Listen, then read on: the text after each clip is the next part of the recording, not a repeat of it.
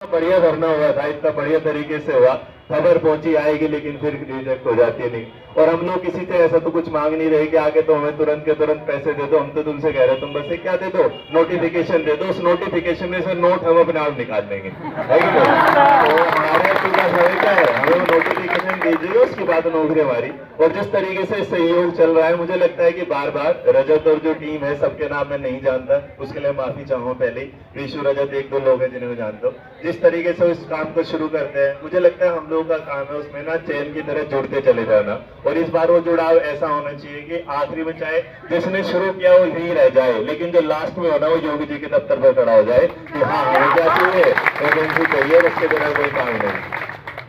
दारू चाहिए क्या, वो ऐसे हाथ कर रहा है, अच्छा माइक चाहिए उसको, हमें समझ नहीं गया ना इशारा, वो ऐसे कर रहा था। जो ऑलरेडी इतने नशे में पड़े हैं यार, तुम क्या करोगे, है नहीं? जो नशे में उन्हें जगाने के काम आए हैं।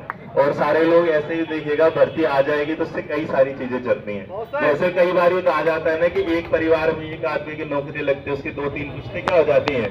तो सोचिए अगर 5 साल में एक बार जो मुख्यमंत्री साहब को भी ये लगता है कि मुझे क्या है दोबारा आ जाना चाहिए, तो प्रचार करना शुरू कर देते हैं 5 साल के बाद कि मुझे आना है। हम तो पिछले 6-7 सालों से कह रहे हैं कि बस एक बार मौका दे दो, हमें एक बार पढ़ाने का देखो, हमें दोबारा मौका नहीं, तब तक जब तक रिटायर नहीं होगे तब तक इसी काम को क्या करेंगे, बहुत बेहतर तरीके से करने वाले। और हमें तुम्हारी तरह हम किसी पे एक बार खर्चा करवाएंगे बस नोटिफिकेशन का, उसके बाद बार बार कोई प्रचार नहीं, कोई कुछ नहीं।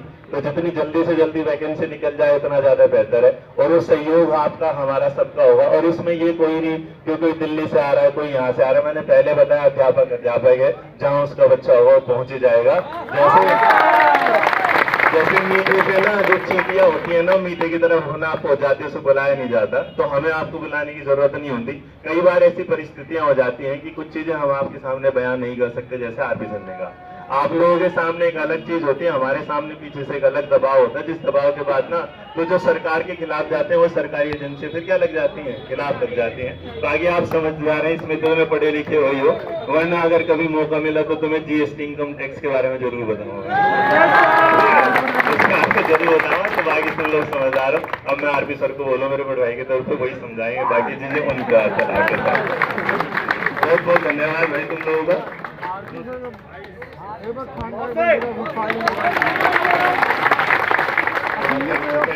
रोहित सर को थैंक यू।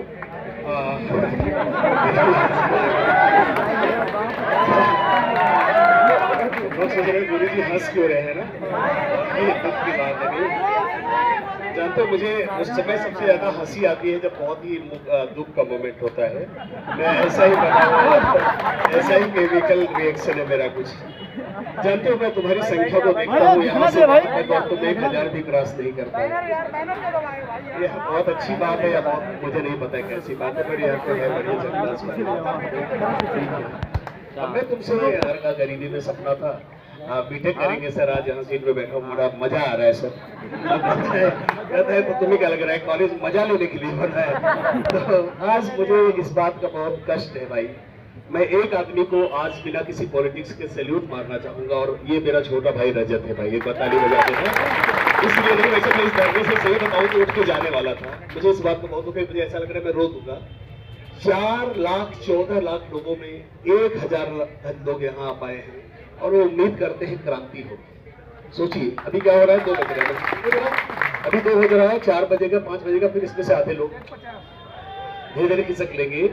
और इसके बाद कल इसकी आधी संख्या भी इस धरने में दिखाई नहीं देगी। अब सुनते जाओ, किसी भी धरने की सफलता का एक तरीका है उसकी बड़ी से बड़ी संख्या। चाहे वो पुलिस का धरना देख लो, चाहे आरओ का धरना देख लो। यहाँ हम ओजस्वी भाषण देने नहीं आए हैं, सुनो डार्लिंग्स, भाषण करने नहीं आए हैं। तो यहाँ ज्ञान बांटा जा रहा है, मोटिवेशनल लाइनें पढ़ी जा रही है, घंटा इससे कुछ नहीं होने वाला है। संख्या बढ़ाओ। अगर तुमको भर्ती लेना है, वो आदमी अपने प्राण देके भर्ती नहीं लाएगा, उसका भी घर परिवार है। सभी लोग आए, सभी लोग संख्या बढ़ाए। आज कोई संख्या नहीं आ पाई है। 1000 लोगों में कुछ और भी कुछ क्रांतिकारी करो। माइक तुम लोग बोलो, टीचर बोलकर क्या उखाड़ लेगा। ठीक है, माइक को ट्रांसफर कर रहा हूँ, मुझे बहुत ज्ञान की बातें यहाँ नहीं देनी, इसके लिए मेरा चैनल ही काफी। थैंक यू, मैं भाई बहुत डिस्टर्ब हुआ हूँ भाई। Thanks a lot, thank you. Mike लो भाई।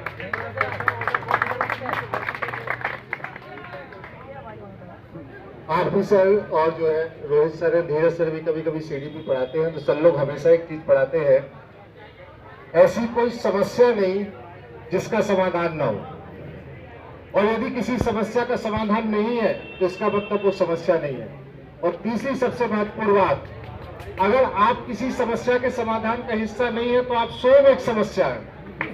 तो यहाँ पर जो लोग नहीं पहुंचे हैं वो इस समस्या के समाधान का हिस्सा नहीं है। अगर वो अपने जीवन में इस चीज को एक समस्या मानते हैं कि भर्ती आनी चाहिए, इससे उनका जीवन निखर सकता है, उनके परिवार निखर सकते हैं, तो इसका मतलब है उनको यहाँ आना चाहिए। क्योंकि अगर वो यहाँ पर नहीं है तो इसका मतलब वो स्वयं एक क्या है, समस्या है। और केवल वो घर पर बैठ के केवल सोशल मीडिया पर मजा ले रहे हैं, वो कभी यहाँ आना ही नहीं चाहते। अगर इलाहाबाद में रहने वाला प्रत्येक अभ्यर्थी भी यहाँ आ जाए तो शायद यहाँ पर हम लोगों को बिठा ना पाए, बात सही है कि नहीं है। लेकिन वास्तविक स्थिति है कि 5 दिन लगातार चैनल से बोलने के बाद, लगातार आह्वान के बाद भी आज हमारी संख्या इतनी है। आरपी सर ने जब बोला तो उन्होंने बिल्कुल मन की बात बोली, क्योंकि उन्होंने आपके लिए 4 दिन लगातार वीडियो किया है और उन्होंने मुझसे कहा कि मुझे करने दीजिए। मैंने कहा आप करिए, और आप एक एक वीडियो को उठा के देखिए। उन्होंने हर वीडियो में आह्वान किया है कि आप आइए, और आज जब उसके परिणाम को देख रहे हैं, आज आपकी तरफ से महाधरना है। हमारे भाई बंधु जितनी दूर से 600 किलोमीटर दूर से, दिल्ली से, यहाँ से थे, वहां से आ गए। क्या भाई